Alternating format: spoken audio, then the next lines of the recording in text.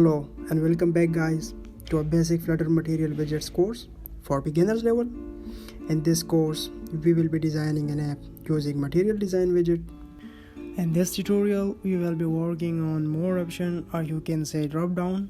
So for this, first of all, if you are new to my channel, make sure to subscribe and press the bell icon to never miss an update.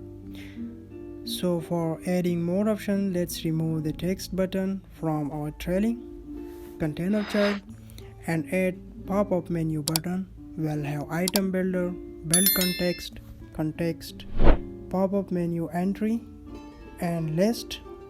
In the list we will have const, pop-up menu item, child list style, leading will have icons.save, outline, and save.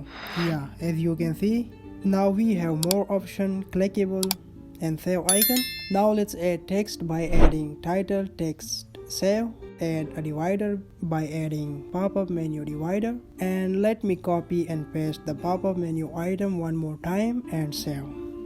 As you can see, now we have our more option, or you can say a drop down menu. Let's change the title of the second one to archive and the icon to archive, outline, and save. Now let's add our own icon because this one looks bad. The icon is icons.moreword, colors.white, size 18, and save. Let me add const here. Our tutorial ends up here. Make sure to subscribe to my channel, leave a like and comment, and turn on the notification button to never miss an update.